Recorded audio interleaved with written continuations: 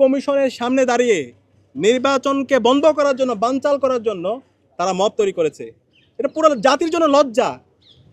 এই ধরনের আচরণ আমরা কখনো প্রত্যাশা করি না। যারা গণতন্ত্রের জন্য লড়াই করেছে, আমার কষ্ট লাগে আজকে যদি শহীদ জিয়া বেঁচে থাকতো অথবা মরহুমা বেগম খালেদা জিয়া যদি বেঁচে থাকতো, তিনি সবচেয়ে বেশি কষ্ট পেতেন। নির্বাচন বন্ধ করার জন্য কিভাবে আপনারা এই ধরনের মব তৈরি করতে পারেন? আজকে দেখতে পেয়েছি জাতীয়তাবাদী আইনজীবী ফোরামের সদস্যরা তারা গিয়ে যে রিট করেছে সেই রিটের পক্ষে তারা গিয়েছে এবং পরবর্তীতে 4 সপ্তাহের জন্য এই নির্বাচনকে স্টে করে দেওয়া হয়েছে। এখন আমার প্রশ্ন, আপনারা যে নির্বাচন বানচাল করার জন্য কাজ করেছেন, আপনারা কোন মুখে? করোনা বা যে কোনো ভাইরাসের এগেইনস্টে ফাইট মানি ব্যাকট্রলের লেফট রাইট। জাতীয় নির্বাচন 12 ফেব্রুয়ারি যে নির্বাচন হবে, সেই নির্বাচনে ভোটের জন্য আপনারা নাগরিকদের সামনে কোন মুখে যাবেন? আপনারা চেহারা দেখাতে পারবেন?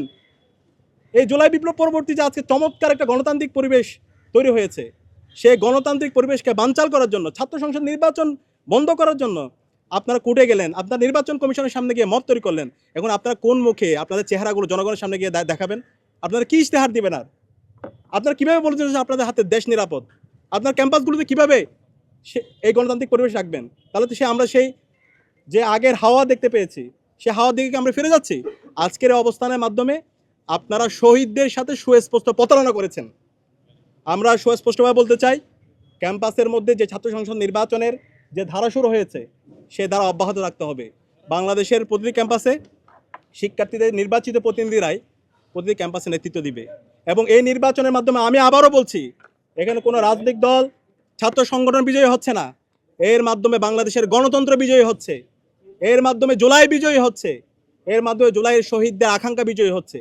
সুতরাং কেউ যদি এই নির্বাচন বন্ধ করার জন্য সামনে থেকে পেছন থেকে গুপ্ত সুপ্ত অবস্থায় অথবা প্রকাশ্যে আপনারা মেকানিজম করেন, ছাত্র সমাজ বরদাস্ত করবে না। কে কী করতেছেন সবার আমলনামা আমাদের কাছে আছে, আমরা জাতির কাছে প্রকাশ করে দিব। আমরা আশা করব যে নির্ধারিত তারিখ দেওয়া হয়েছে সেই অনুযায়ী ছাত্র সংসদ নির্বাচন হবে এবং এই নির্বাচন আয়োজন করার জন্য নির্বাচন কমিশন, বিচার বিভাগ এবং অন্তর্বর্তীকালীন সরকার, আইন শৃঙ্খলা বাহিনী, একই সাথে বিশ্ববিদ্যালয়ের প্রশাসন সবাইকে আন্তরিক সহযোগিতা করার জন্য অনুরোধ করছি। আপনারা বিশ্ববিদ্যালয় প্রশাসনের এখানে দায়িত্বটা সবচেয়ে বেশি।